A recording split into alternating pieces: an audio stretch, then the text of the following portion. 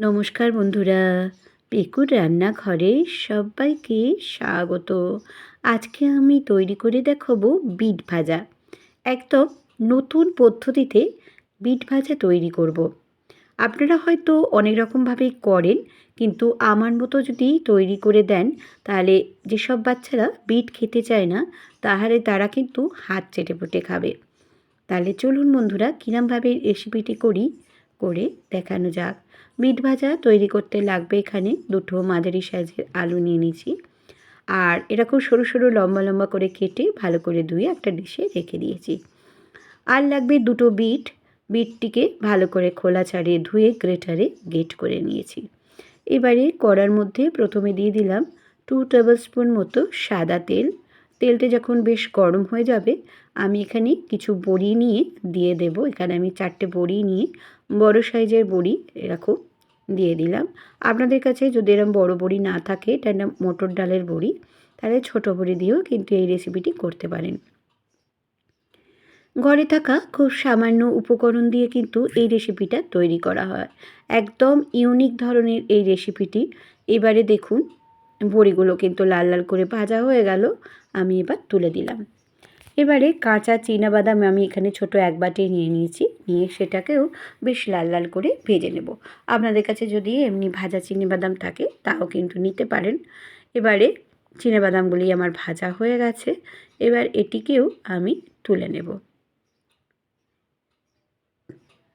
এবারে যে তেলটা রইল সেই তেলের ওপর দিয়ে দিলাম আমি 3 টেবিল স্পুন মতো সর্ষের তেল। এবার আমি সর্ষের তেলে রান্নাটি করব। এবারে কালো জিরে ফোড়ন দিয়ে দিলাম 1 চামচ, আর একটা শুকনো লঙ্কা। ফোড়নের যখন মিষ্টি সুন্দর গন্ধ উঠে আসলো তখন এখানে 10 থেকে 12 কোয়া রসুনকে আমি ছোট টুকরো করে নিয়েছিলাম সেটাকেও দিয়ে দিলাম। রসুনের যখন বেশ সুন্দর একটু হালকা হালকা 1 মিনিট মতো ভাজা ভাজা করে নেব, তখন এবারে বিটটিকে দিয়ে দিলাম। বিটগুলোকে দিয়ে আবারও আমি বেশ ভালো করে নাড়াচাড়া করে নেব। বিটের কিন্তু অনেক গুণ আছে, হাড় মজবুত করতে, ত্বক সৌন্দর্য রাখতে, আর যাদের রক্তাল্পতা আছে তারা কিন্তু বিট অবশ্যই খাবেন। বিটের প্রচুর গুণ। অবশ্যই কিন্তু বিট কোলেস্টেরল যাদের আছে তাদের কিন্তু করতেও সাহায্য করে। এবার আমি কোলেস্টেরল কমাতে তো সাহায্য করে, এছাড়া নানা রকম গুণের কথাও বললাম। অবশ্যই কিন্তু বিট খাওয়াবেন। মধ্যিখানে অল্প একটু সাদা তেল দিয়ে আলুগুলিকে দিয়ে দিলাম। এরমভাবে করবেন বন্ধুরা, একদম ইউনিক পদ্ধতিতে বাচ্চারা অবশ্যই খাবে। আমার বাড়ির লোকেরা কিন্তু এই রেসিপিটা করে এক থালা ভাত কিন্তু খেয়েই নেয়, এত ভালো হয়। বন্ধুরা অবশ্যই কিন্তু করবেন। এবারে আমি দিয়ে দিলাম 1 চামচ মতো নুন। আপনাদের নুনের পরিমাণ যেরকম খাবেন যতটা পরিমাণ থাকবে দেবেন। দিয়ে ভালো করে কিন্তু নাড়াচাড়া করে নিচ্ছি। এই সময় গ্যাসের ফ্লেমটা একদম কিন্তু আস্তে করে আমি রেখে দিয়েছি। দেখুন অনেকটা কিন্তু মজে এসেছে বিট আর আলুটা। আবারও ভালো করে নাড়াচাড়া করে নিচ্ছে, আর আমি একটু চেক করে নিচ্ছি যে আলুগুলো কিন্তু ভাজা ভাজা হয়ে গেছে, সিদ্ধ হয়ে যাচ্ছে, সেটাও একটু চেক করে নিচ্ছি। এই রেসিপিটি যদি ভালো লেগে থাকে তাহলে সাবস্ক্রাইব, লাইক, শেয়ার করবেন। নিচে থাকা বেল বাটনটা প্রেস করে দেবেন, যাতে নতুন নতুন রেসিপি বা ব্লগ আপনাদের কাছে প্রথমেই পৌঁছে যায়। এবারে আমি এর মধ্যে দিয়ে দিচ্ছি ভেজে রাখা বড়িগুলো, একটু হাতের মধ্যে ম্যাশ করে আমি দিচ্ছি। এইভাবে কিন্তু দেবেন বন্ধুরা, আর বাড়িতে অবশ্যই এইভাবে আপনারা রেসিপিটি তৈরি করবেন।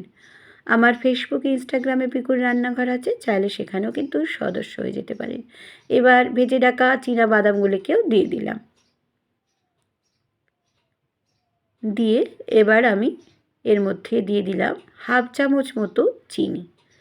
ঝাল মিষ্টির একটু ব্যালেন্সটা এতে থাকে, অবশ্যই দেবেন। এরম রান্নাটাই কিন্তু একটু লাগবে। এবারে যারা যদি মনে হয় যে মিষ্টি খাবেন না সেক্ষেত্রে নাও দিতে পারেন। এবার বেশ ভালো করে নাড়াচাড়া করে নিচ্ছি। অবশ্যই আমার মতো করে বন্ধুরা তৈরি করবেন। ভাতের সাথে কিন্তু ভীষণ ভালো লাগে, এছাড়া কিন্তু রুটির সঙ্গেও বেশ জমে যাবে। এবার আমি 1 চামচ দিয়ে দিলাম পোস্ত দানা। পোস্তদানাটা দিয়ে আবারও আমি একটু ভালো করে নাড়াচাড়া করে আপনাদের কাছে সার্ভ করে দেখাচ্ছি। দেখুন বন্ধুরা, কি সুন্দর দেখতে হয়েছে না? তৈরি করে ফেললাম ইউনিক পদ্ধতিতে বিট ভাজা। বাড়িতে অবশ্যই ট্রাই করবেন। আশা করছি নিরাশ হবেন না। এই রেসিপিটি বাড়িতে করে আমাকে বলবেন যে কেমন হয়েছিল। সবাই খুব খুব খুব ভালো থাকবেন, সুস্থ থাকবেন। আবারও আমি আসবো নতুন নতুন রেসিপি বা ব্লগের সঙ্গে। এতক্ষণ আমার সঙ্গে থাকার জন্য ধন্যবাদ।